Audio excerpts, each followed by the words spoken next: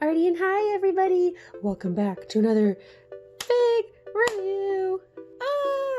It's Inosuke! Or now known as Inoko, let's be honest. But this is the Inosuke Figuarts from Bandai. I've been waiting for this one for a while, so I'm very excited to share it with you guys. Already just off the bat, a very nice outer box where he has all like the really nice, like actual just prints. There's like the fake gold on it. It's not like shiny or anything, but it just looks well done, and that's, you know, a small thing to ask for. But you can still see inside here, both on the left side, the front, and the top, so you get a kind of a little bit of a look around the figure. It's obviously very dynamic. Here is the top. Wow. And the bottom. Whoa, so fancy. But either way, let's go ahead and dive in. We're going to open them up, take a look. First thing inside, you can see there is like all the, of course, normal instructions, just kind of how to put it together. Pretty standard stuff. They do have like a navy blue inside, so it's just lined nicely. It's not just plain white. And just so you can see kind of the inside packaging, it looks like everything is all together and condensed in this square. You can see there's the helmet there, and some of the other like just some pieces are kind of slid in between, so no extra baggies or anything. It's all one giant clump. There's the sword. Cool, pretty standard, pretty easy. Again, just so you kind of have a visual on that. Now, once you do get him out of the actual shell, he has one giant baggie kind of protecting the main figure source here. Well, not really baggy, sorry. It's like a big giant square. And as well, once you get him out of the big giant wrap, there is like a little poly plastic thing here. Of course, be careful, there's a lot of small delicate pieces on this. And then as well, the head, just because it is loose, I have it out, and I'll show you the sword really quick as well. Just kind of standard good old Inosuke. It's a little bit shiny, that's kind of unfortunate, and there are some marks on the front. However, I mean, there's still stuff that's painted well. He's got his normal, like his pink tipped ears. They did put the normal just detailing on his eyes. They did shade inside the nostril as well. There's the inside, in case you care. You can see where it's going to attach later. The only big thing, like I said, this is a little bit shiny. I think a little bit more matte would have served it better, since it is supposed to be fur.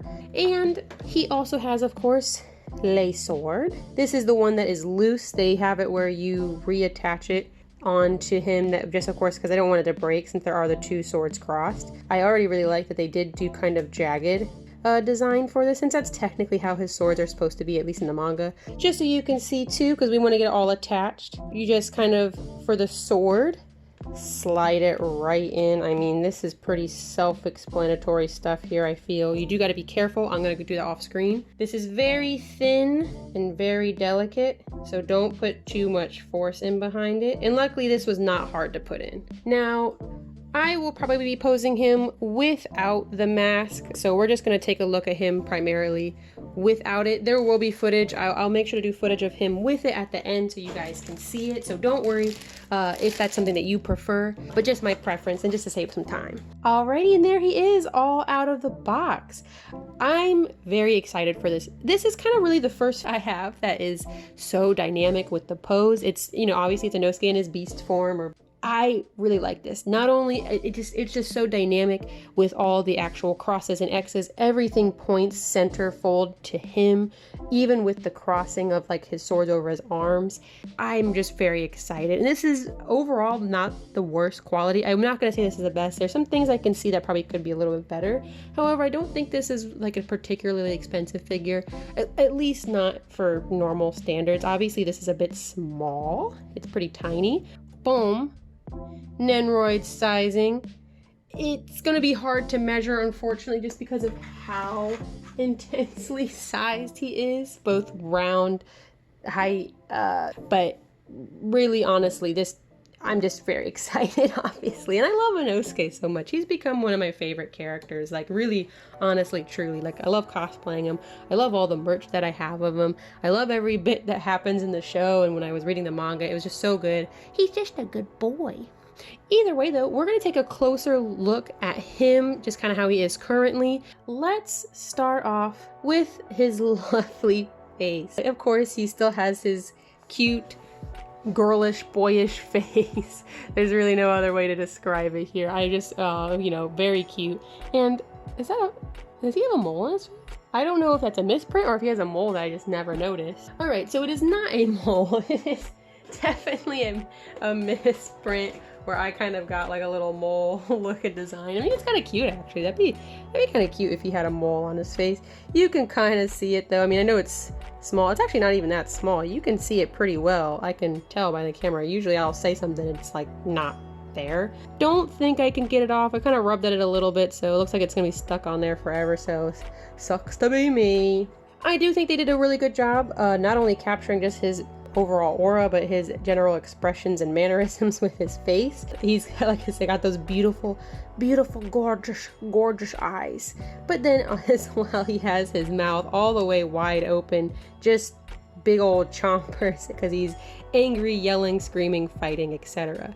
His hair, I think, was done pretty well with the gradient. This is pretty thick paint. I think just unfortunately from some of the layering that was done for him, but you can see it goes from the blue, the kind of dark blue, to the just black, kind of gray. Lots of small pieces of hair in the back. Now, some of these are a little bit crunchy looking, again, because of that just really thick paint. I feel like it just laid on really thick for Inosuke, so unfortunate. I don't like how these are all kind of rounded. They don't look like hair, they look kind of like little octopus arms or tentacles or something. Still, overall, I mean, just the actual motion of the hair is still pretty cool with how it's kind of bouncing up just enough, especially because his hair naturally has that little bit of wave on there. The swords are nicely crossed right in the middle. They have a kind of metallic blue and then of course the metallic silver. Not a really intense shine like you would see like for like a gloss, but it does have a little bit of that metallic shine to it. His arms, big, buff, big muscles, very good, very good. The only thing I don't love, and this unfortunately happens kind of often, I think, for the shirtless boys, that's pretty intense for where the connector lines are. I've seen figures where they really nicely flow just general muscle forms together, where this line isn't quite so intense and deep, because I mean, you can literally see where they attached his arms both here and there on the inside. Again, when they have bare skin exposed, it's more likely to be seen, or even though it would be really intense on the back, almost would have probably been better to have it be on the shoulder blade, kind of back here, just because then it was not on the front of the figure, if that makes sense. It's at least on the back. There are a lot of like little paint marks and transfers. You can see there's like a little, looks like a hair almost. I thought a cat hair already got on it, but it was, alas, just a transfer mark. So a couple of those. I saw some on his hair too that were like kind of like white marks. It's bound to happen, but there are quite a few that I'm spotting left and right here, like even on his pants, kind of on his foot down here too. So not really, again, not the best paint. He has his big fur. Now the texture on this I actually really like a lot. I think they did a good job of layering all of these pieces. There are like highlights and lowlights with the like kind of yellow gold that they used, and then like there's like a yellow tan, and then there's like a darker brown, and it just layered really well for what you can see underneath. It's all clumpy, like how the bottom of fur should be. So I do think the fur was done pretty well, honestly.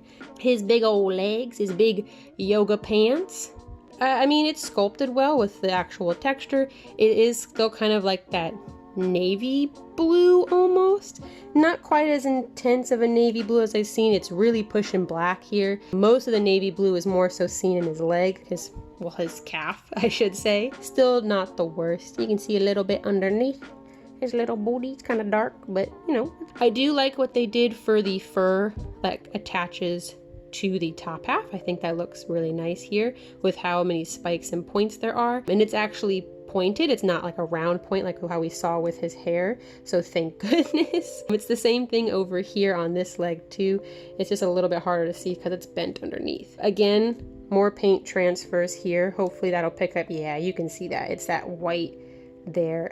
Very unfortunate. I mean, this is definitely a lot of paint transfers here, in kind of weird spots too. Like a lot of them don't really make sense. Again, as I mentioned, the navy blue on this like short fur part. He does still have spiky little toe like feet covers, and he's got ugly toes, and he's not manicured this time. You know, he can't always have a fresh set of nails. So what do you know? This is probably more accurate. Again, I've just run into so many Inosuke's with manicured glossy nails. He does have texture on the bottom of his shoes. It's just a flat gray though. They maybe could have just pushed it a little bit more by maybe putting like a deeper gray underneath of the feet and then dry brushing or like airbrushing, whatever, however it goes. I think that could have been a little bit better, or even just like kind of dirt marks. That'd be kind of nice. At its core, the best part is, of course, all these cool effects. We didn't talk about them because this is my favorite part about this. Like I mentioned earlier, everything is just really nicely pointing towards him. It's really centering that focus towards Inosuke here. Even this bottom base is really cool. You can see the power of him jumping off out of the dirt ground. All the parts slashing up underneath. You can just see a lot of motion with this. And I think it's just really cool with all the actual sword strokes. And for the most part, these effects have been done really well. I don't see any like major issues.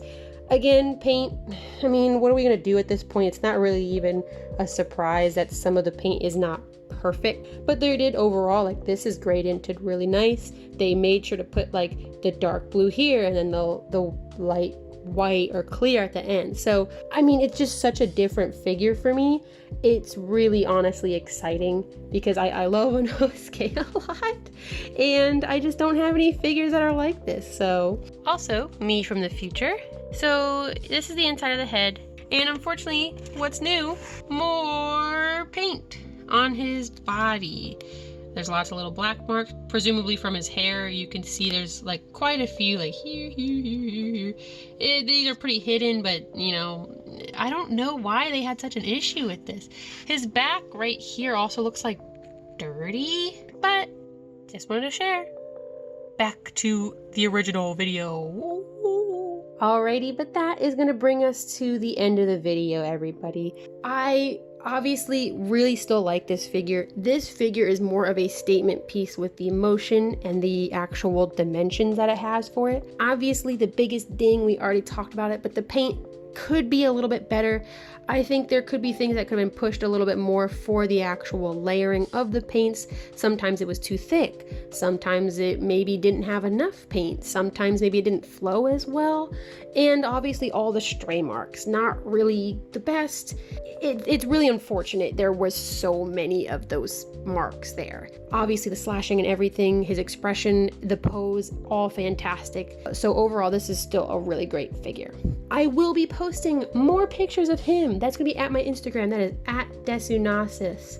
All of my figures and figure pictures all get up there as a figure related post. So go check it out. You can also find me at all these other lovely places. I got lots of things going on in lots of places.